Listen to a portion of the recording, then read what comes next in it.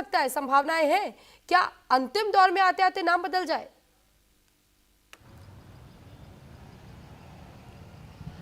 देखिए, पंकज चौधरी का जो नाम है, जो कि हमारे सूत्र बता रहे हैं, कई हमारे बीजेपी नेताओं से बातचीत हुई है, उनका कहना है कि इस पर मोहर लग चुकी है। हालांकि देखिए, हम इसको अभी आधिकारिक तौर पर जब तक घोषणा बीजेपी नहीं कर देती है तब तक इस नाम पर मोहर लगाना जो है वो सही नहीं होगा, क्योंकि बीजेपी में एंड मौके पर जो है कई तरह के बदलाव कई बार अक्सर देखे जाते हैं। क्योंकि ये भी सूत्रों से जानकारी मिल रही है कि जो कि सीएम योगी की पहली पसंद है अध्यक्ष के तौर पर, वो धर्मपाल जी बताए जा रहे हैं। हालांकि धर्मपाल जी को बनाते हैं प्रदेश अध्यक्ष या नहीं, ये देखिए आला कमान भी तय करेगा, क्योंकि आला कमान की जो पहली पसंद है वो यहाँ पर पंकज चौधरी का नाम निकलकर सामने आया। हालांकि देखिए, इस रेस में साध्वी निरंजन ज्योति जी का नाम भी था, क्योंकि वो भी देखिए जेपी नड्डा से उन्होंने मुलाकात की थी।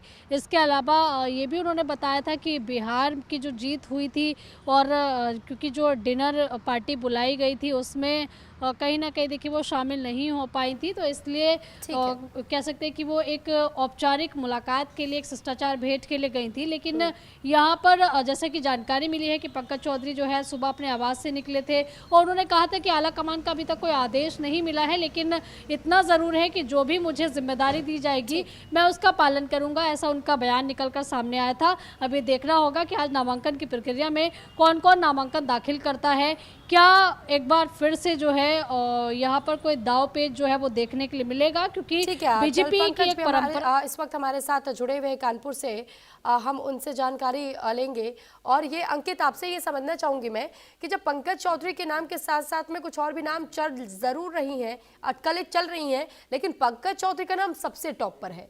दूसरी तरफ यहाँ पर जैसे ही साध्वी निरंजन पहुंची, उनसे सवाल पूछा गया तो मुस्कुरा पड़ी। उसके बाद उन्होंने थोड़े ठहराव के बाद ये कहा कि थोड़ा सा इंतजार कर लीजिए, नाम तो आपके सामने बहुत जल्द आ जाएंगे। ये इशारा क्या बयां करता है कि मुस्कुरा देना, फिर इस तरीके के जवाब देना, तो क्या खेल हो सकता है? यही बात हम आंचल से भी जानना चाह रहे थे, आपसे भी समझना चाहेंगे कि उत्तर प्रदेश की राजनीति में इस वक्त चल क्या रहा है। बिल्कुल, आपको बता दें कि जिस तरीके से साध्वी निरंजन ज्योति का नाम निकलकर सामने आया है, क्योंकि साध्वी निरंजन ज्योति जो है वो काफी गद्दावर नेता मानी जाती हैं। दूसरी चीज ये कि मुस्लिम महिला वोट बैंक के साथ साथ जो दलित वोट बैंक है, पिछड़ा वोट बैंक है, ये जो है पीडीए के साथ चला गया था, जिसके बाद से हलचल जो थी वो तेज हो गई थी। पहले जो दलित वोट बैंक था वो कल्याण सिंह के टाइम पर जो था वो बीजेपी के साथ था, लेकिन जब कल्याण सिंह ने बीजेपी छोड़ी तो दलित वोट बैंक जो था वो बीजेपी से रुष्ट हो चुका था। जब दोबारा कल्याण सिंह ने वापसी की थी तो जो कुर्मी वोट बैंक था, जो दलित वोट बैंक था, वो फिर एक बार बीजेपी की तरफ आ चुका था। तो बीजेपी जो थी वो श्योर थी कि जो दलित वोट बैंक है वो उनकी तरफ है। लेकिन जो अभी बिहार के चुनाव देखे गए उसमें साफ तौर पर यह देखा गया कि जो दलित वोट बैंक था वो कहीं ना कहीं पीडीए की तरफ गया। समाजवादी पार्टी का यादव वोट बैंक और उसके बाद Kurmi vote bank, Kurmi vote bank जो है वो दूसरा सबसे बड़ा वोट बैंक जो है वो माना जाता है। और इन्हीं सब चीजों को देखते हुए लगातार ये कयास लगाए जा रहे हैं कि या तो पंकज चौधरी का नाम जो है वो सामने होगा या तो फिर साध्वी निरंजन ज्योति का नाम निकलकर सामने आएगा। यानी 2027 की तैयारी है ये। बिल्कुल साफ तौर पे कहा जा सकता है कि 2027 की तैयारी जो है वो पूरी तरीके से बीजेपी ने शुरू कर दी है। बीजेपी के कई ऐसे नेताओं ने मंच से भाषण भी दिए थे कि बीजेपी जब एक चुनाव जीतती है तो दूसरे चुनाव की रूपरेखा जो है वो तैयार करना शुरू कर देती है। इन सब तमाम चीजों को देखते हुए जो है वो साध्वी निरंजन ज्योति और चौधरी जी का नाम जो है वो सामने आ रहा है। चौधरी की अगर बात की जाए तो उनका नाम जो है सबसे आगे इस वजह से चल रहा है क्योंकि वो महाराजगंज जैसे लोकसभा से जो है वो 7 बार के सांसद रह चुके हैं। पार्षदी से इन्होंने अपनी राजनीतिक करियर की जो है वो शुरुआत की थी। और सबसे बड़ी चीज की जो इनका व्यक्तित्व है, ये लोगों को लुभाने के लिए, लोगों को अपनी तरफ अट्रैक्ट करने के लिए और बीजेपी में वोट बढ़ाने के लिए इनकी एक अहम भूमिका रही है। एक रणनीति के तहत जो है वो पंकज चौधरी जो है वो कार्य करते हैं। इन सब चीजों को देखते हुए इनका नाम जो है वो अभी फिलहाल सुर्खियों में चल रहा है। इसकी मुख्य वजह ये भी मानी जा रही है। ठीक है अंकित, अब एक सवाल आंचल आपसे भी है कि जब हम बीजेपी की बात करते हैं तो बीजेपी को हमने देखा है कि वो ऐसे ऐसे मूव्स लास्ट मोमेंट पे चल देते हैं जिसका अंदाजा किसी को नहीं हो पाता। अब एक तरफ जहां मीडिया में सबसे ज्यादा नाम पंकज चौधरी को लेकर के चल रहा है, एक और फैक्टर इस वजह से भी माना जा रहा है कि कुर्मी समाज से वो आते हैं और ओबीसी वर्ग से इस बार अध्यक्ष चुना जाना है।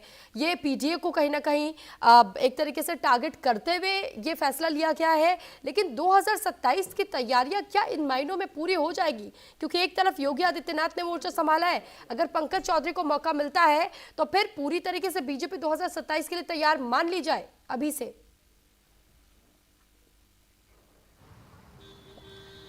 देखिए, यूपी की राजनीति में एक बात ज़रूर देखने के लिए मिल रही है। 2017 के बाद से संगठन और सरकार के बीच में तालमेल बैठा पाना बड़ा मुश्किल हो जाता है। हालांकि देखिए, एक ऐसा अध्यक्ष और ऐसा कह सकते प्रदेश का मंत्री चाहिए होता है जो कि सरकार और संगठन के बीच में सामंजस्य बना सके। हालांकि देखिए, इससे पहले भी हमारी कई प्रदेश अध्यक्षों से बात हुई है तो उनका कहना साफ तौर पर ये रहता है कि संगठन सरकार के काम में दखलंदाजी नहीं करता है और जो सरकार है वो संगठन के काम में दखलंदाजी नहीं करती है। हालांकि ये बातें केवल कहने की होती है, क्योंकि कोई भी पार्टी हो, जब तक संगठन और दूसरी तरफ पार्टी का जो तालमेल है वो नहीं बैठ पाता, तब तक कोई भी पार्टी एक बेहतर नतीजा नहीं दे पाती है। चाहे आप बात कर लीजिए पिछले 2017 के चुनाव की ही आप बात कर लीजिए, जब कई नाम जो है रेस में चल रहे थे। मनोज सिन्हा का नाम रेस में चल रहा था, इसके अलावा केशव प्रसाद मौर्य का नाम चल रहा था यूपी का सीएम बनने के लिए। लेकिन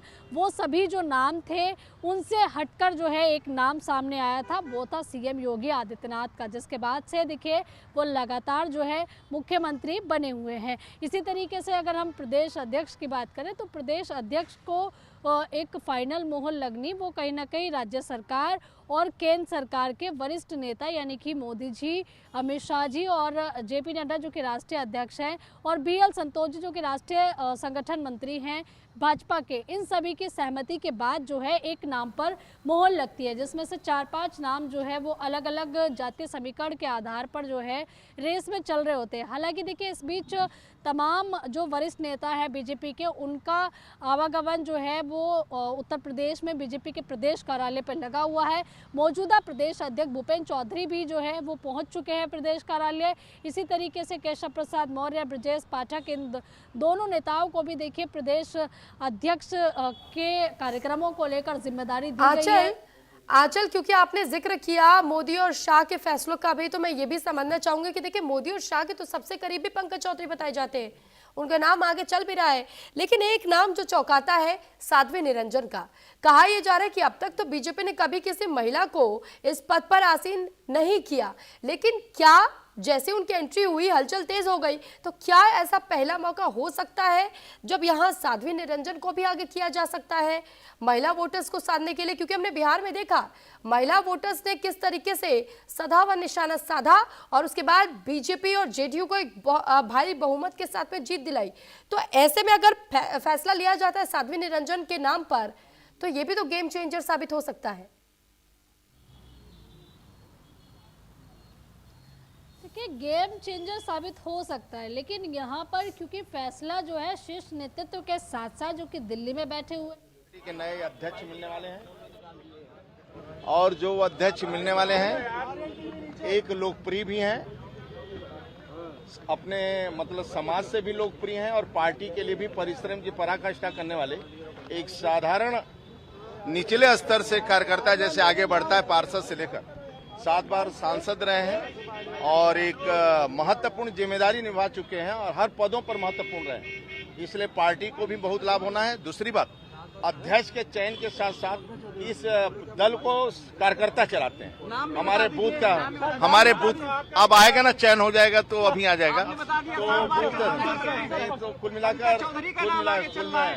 मिलाकर बूथ अध्यक्ष है, मंडल अध्यक्ष है, इस पार्टी को लाखों कार्यकर्ता चलाते हैं और भारतीय जनता पार्टी को अपनी मां समझते हैं। यानी मां के लिए हर एक प्रकार का संपूर्ण ताकत, न जातिवाद, न क्षेत्रवाद, न व्यक्तिवाद, न परिवारवाद, एक ही वाद है, केवल राष्ट्रवाद।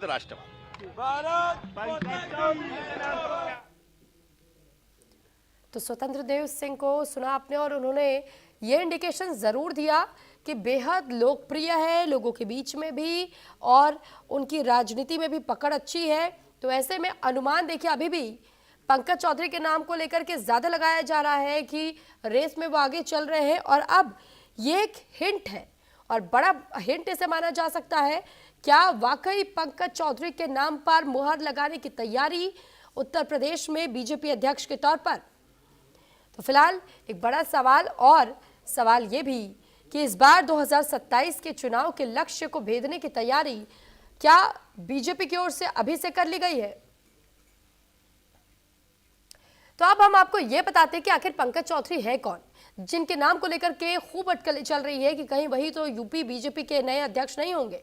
केंद्रीय वित्त राज्य मंत्री हैं, महाराजगंज से सांसद भी हैं और यूपी के बड़े ओबीसी नेता भी। योगी के गढ़ से ही हैं। मोदी और शाह के सबसे ज्यादा करीबी बताए जाते हैं पंकज चौधरी। 1989 में गोरखपुर नगर निगम में पार्षद बने। पूर्वांचल के कुर्मी वोटों को एकजुट रखने का काम भी वो करते हैं, और इस वजह से माना जाता है कि पीडीओ को अगर कोई कड़ी चुनौती दे सकता है तो पंकज चौधरी का नाम है। और अभी आपने सत्येंद्र देव सिंह को भी सुना, जब उन्होंने भी जिस तरीके से जिक्र किया कि बेहद लोकप्रिय चेहरा है वो, और समाज में भी अच्छी पकड़, राजनीति में भी अच्छी पकड़, तो फिर ऐसे में कयास और ज्यादा थोड़े से बढ़ जाते हैं पंकज चौधरी के नाम को लेकर के। और जो अटकलें चल रही हैं इस वक्त पंकज चौधरी के नाम पर, क्या मुहर लगेगी नहीं लगेगी, इसके लिए थोड़ा इंतजार जरूर करना होगा, लेकिन संभावनाएं पूरी तरीके से ये इशारा कर रही हैं, इशारा दे रही हैं कि शायद अंतिम मुहर पंकज चौधरी के नाम पर ही लगे। हालांकि साध्वी निरंजन के यहाँ मौके पर अचानक पहुंचने की वजह से हलचल यहाँ भी जरूर बढ़ गई, और ये लोगों की ओर से कहा जाने लगा कि कहीं ऐसा ना हो कि आखिरी समय पर बीजेपी की ओर से एक नया दाव चल दिया जाए, पहली बार किसी महिला को कमान दे दी जाए, यूपी बीजेपी अध्यक्ष बना दिया जाए, और इस बार उत्तर प्रदेश में भी महिला वोटर्स को साधने की कोशिश हो। हालांकि अब देखना यही होगा कि इस बार मोदी और शाह के बेहद करीबी पंकज चौधरी को मौका मिलता है या महिला वोटर्स को साधने की कोशिश होगी एक महिला के नाम को आगे करते हुए। हालांकि दूसरी तरफ जब पंकज चौधरी का नाम हम कहते हैं तो फिर ओबीसी वर्ग से आने वाले नेता, जिस वजह से ओबीसी चेहरा, क्योंकि इससे पहले भी उत्तर प्रदेश में 3 नाम रह चुका है अध्यक्ष पद पर, और इस वजह से ये माना जा रहा है कि शायद ये चौथा नाम पंकज चौधरी का हो सकता है।